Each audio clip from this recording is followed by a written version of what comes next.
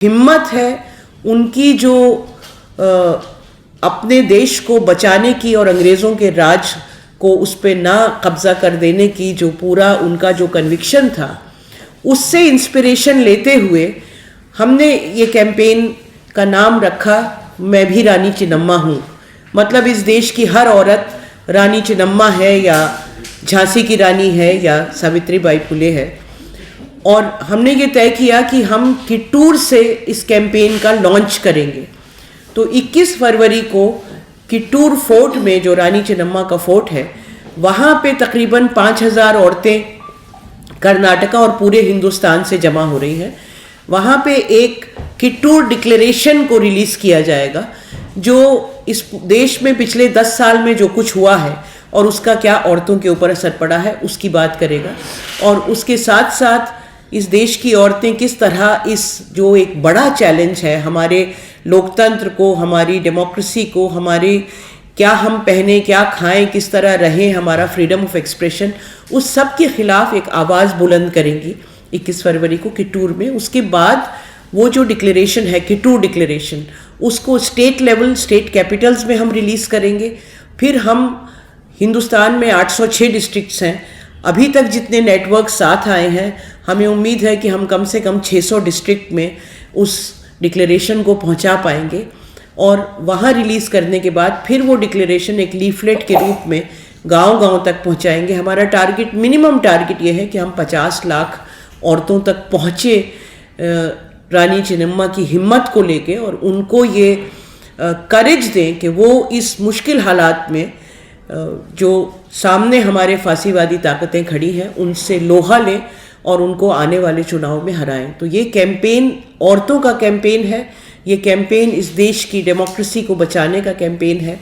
और इस कैंपेन में हमें लगता है कि अभी जितने ग्रुप शामिल हैं, आने वाले दिनों में उनका नंबर और बढ़ेगा और हम शायद 800 डिस्ट्रिक्ट्स तक अपनी बात पहुंचा पाएंगे। एक कैंपेन कोई भी क्रांति नहीं ला सकता, लेकिन इस देश की जो राजनीति है उसमें एक ये अहम पहल है।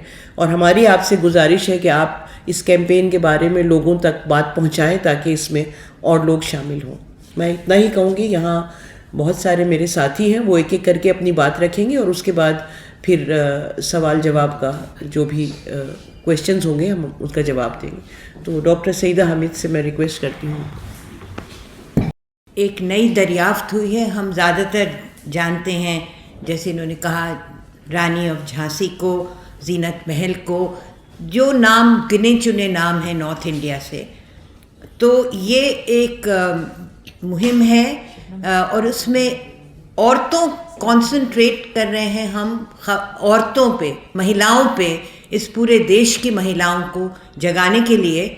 मगर मर्द भी उसके शाना बशाना हैं और हम ये चाहते हैं, और मर्द भी हमारे साथ इस मुहिम में इंक्लूडेड हैं। मगर इस वक्त महिला जो है, औरत जो है, रानी किट्टूर चिन्नम्मा जो है, वो उसकी एक वैंगार्ड पे है। तो अब जैसे मैं एक मुस्लिम महिला हूँ, तो मैं ये समझती हूँ कि इससे एक मुसलमान औरतों में भी एक ऐसी जागरूकता होगी कि अक्सर मुसलमान औरतें वोट नहीं करती। तो हम चाहते हैं कि पूरी क़ुव्वत के साथ, पूरे ज़ोर के साथ, पूरी एंथुजियाज़म के साथ निकले मुसलमान औरतें अपने घरों से। और तस्वीरें नहीं कि अखबारों में लोग तस्वीरें छाप देते हैं कि अपनी उंगलियों पे वो अपना वोटिंग का निशान लगा के खड़ी हुई हैं, उस तरह से नहीं, मगर जाके ऐसी फांसीवादी ताकतों को हराएं और ऐसी नया एक हिंदुस्तान का जो सपना देखा था जब हिंदुस्तान आज़ाद हुआ था, जिसमें इतनी औरतें शाना बशाना और उससे भी आगे निकल गई थी, उनके एग्ज़ाम्पल से, उनकी सरबराही से वो एक नया इतिहास लिखें। हम बिल्कुल डिसअपॉइंटेड नहीं हैं। हम ये नहीं सोचते कि यही ताकतें जो हैं ये हमारे सर पे 5 साल तक मुसल्लत रहेंगी। इन ताकतों को हराना है और औरतों को बढ़ बढ़ के इसमें हिस्सा लेना है, और उसमें किट्टूर चिन्नम्मा हमारी रहबरी करेंगी, हमारी रहनुमाई करेंगी। बस इतनी बात करते हुए मैं अपनी बात समाप्त करती हूँ। और अपनी साथी उधर या उधर। जी मैमुना बहुत बहुत वेलकम कहते हैं। और अच्छा, मेरा नाम मैमुना है और मैं एक विमेंस ऑर्गेनाइजेशन जिसे all India democratic women's association कहते हैं उससे आई हूँ। बहुत बहुत शुक्रिया शबनम और सईदापा, उन्होंने पूरा उसका परिपेक्ष्य रखा, पूरा पर्सपेक्टिव रखा। और मैं बहुत छोटी सी कुछ बातें कहना चाहूँगी। एक तो ये है कि मैं मिक्स भाषा में बोलूँगी। तो in times when repression and repressive regimes are looming large over the horizon of not only our country but globally, it is imperative that we inspire ourselves, and Kittur Chinnamma is one name. जैसे इन्होंने बताया कि north India में शायद उतना ना जानते हों, लेकिन जहाँ तक कर्नाटक का सवाल है, Kittur Chinnamma is a house hold name. लोग बहुत, जैसे यहाँ झांसी की रानी का नाम लिया जाता है, इस तरह कर्नाटक में आप जाएंगे हर कोई किट्टूर चिन्नम्मा को वही दर्जा देता है और बहुत मशहूर हैं वो। और मुझे बहुत खुशी है कि ये कैंपेन उनके नाम से हो रहा है और उनको याद करने के लिए, और उनकी जो अंग्रेज़ों के ख़िलाफ़ हिम्मत और हौसले को और उनका मुकाबला करने को याद करने के लिए हो रहा है। और वो मुकाबला याद करने की आज इसलिए भी ज़रूरत है कि आज हमारे देश में और दुनिया में जिस तरह दमन हो रहा है, उस दमन का मुकाबला करने के लिए हमें हमारे रोल मॉडल्स को याद करना बहुत ज़रूरी है। ऐसा नहीं है, जैसे सईदापा ने बताया, सही है कि हम लोग मायूस नहीं हैं, हिम्मत, आज भी हिम्मत रखे हुए हैं और इसीलिए इन कैंपेन्स को उठा रहे हैं। ये ऐसा नहीं है कि अब तक हम झांसी की रानी की बात करते थे और अब किट्टूर चिन्नम्मा की बात कर रहे हैं। झांसी की रानी और किट्टूर चिन्नम्मा हमारे रोल मॉडल्स हैं। और हमें जैसा कि कहा गया कि क्या जुल्मतों के दौर में भी गीत गाए जाएंगे, हमारा जवाब है कि हाँ, जुल्मतों के दौर के ही गीत गाए जाएंगे। उन्हीं गीतों को गाने के लिए ये एक और काविश है, एक और एंडेवर है, और सारे एंडेवर्स मिलकर, सारी काविशें मिलकर के एक बड़ा कुछ बन भी सकता है, और उसी की हम कोशिश कर रहे हैं। ये सिर्फ इलेक्टोरली 500 में से आधे से ज़्यादा वोट लेने के लिए नहीं है। ये है हिंदुस्तान बनाए रखने की कोशिश है। जो बिखरता जा रहा है उसको संजोने की कोशिश है, और उसी कोशिश में हम जमा हुए हैं। किट्टूर में जमा होंगे जैसा शबनम ने बताया, लेकिन वो सिर्फ एक इंसिडेंट, एक इवेंट नहीं है। उससे हम लॉन्च करेंगे सारे देश में एक कैंपेन, और उम्मीद करते हैं कि ये कैंपेन हमें हमारी इस कोशिश में अपने देश में जनवाद और सेक्युलरिज्म बहाल करने में और रिप्रेशन को ख़त्म करने में ज़रूर एक अगला कदम बनकर सामने आएगा।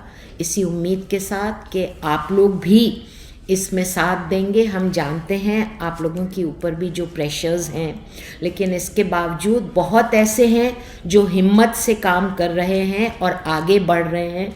तो हम पूरी उम्मीद करते हैं कि आप लोग भी इसमें साथ देंगे और सब मिल करके हिंदुस्तान को फिर से चमकाएंगे। Thank you.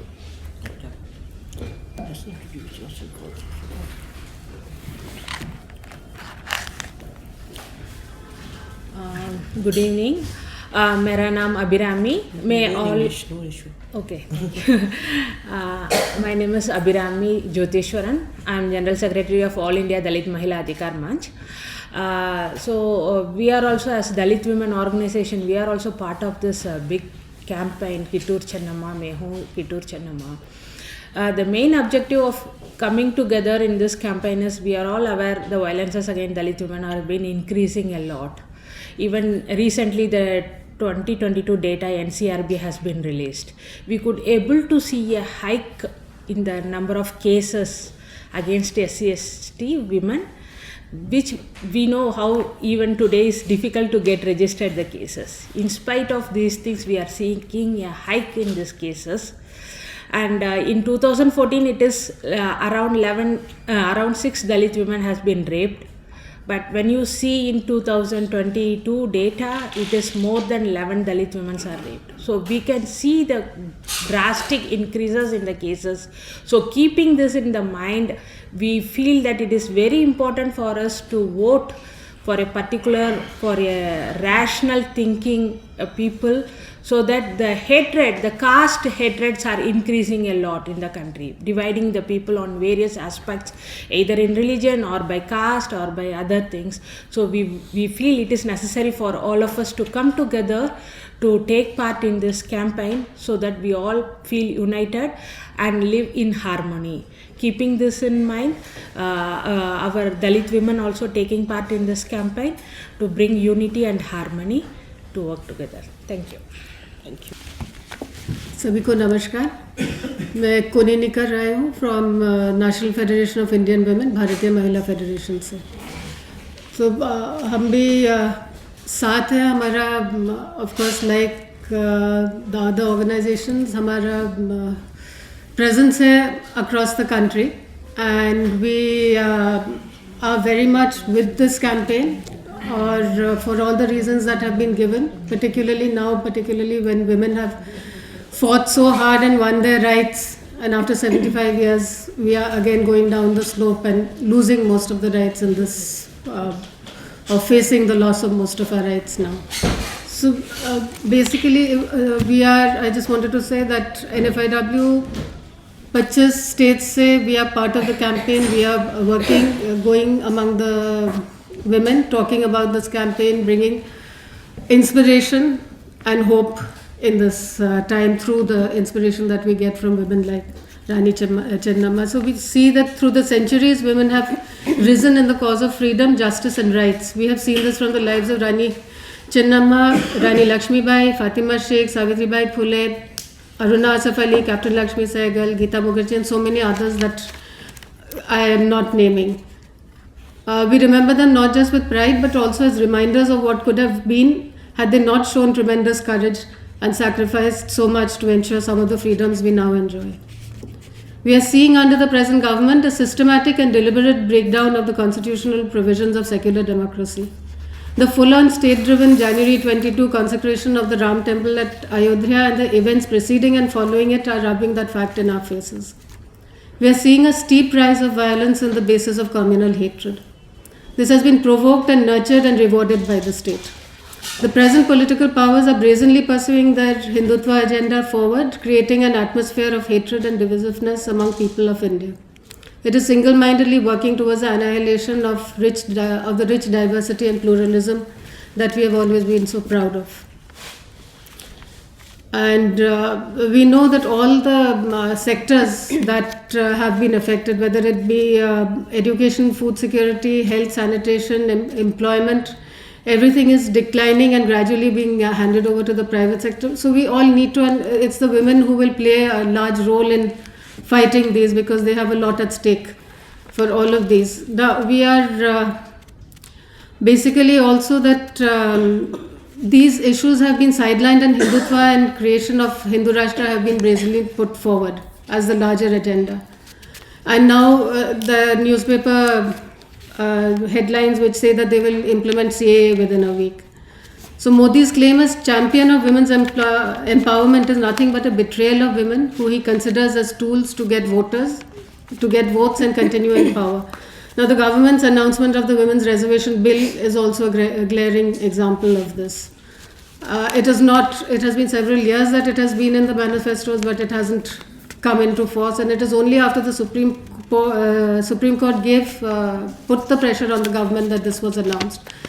And that too, knowing fully well that it cannot be implemented in the form that they have given it out. So the fear tactics that have been employed against those who dare to speak up, shrinking spaces of democracy, is pushing this country towards a disempowered citizenship. We have to act now. The constitution clearly separates the state from religion, yet we see how religion is being used for political gains by this regime. Justice, equality, liberty, and fraternity form the framework of our constitution and the pillars of our society, and these are gradually being denuded. So, saying this, we are very much with this campaign, and we have participation. I think 15 states will be participating in Kittur as well, starting the yatra from there. Thank you.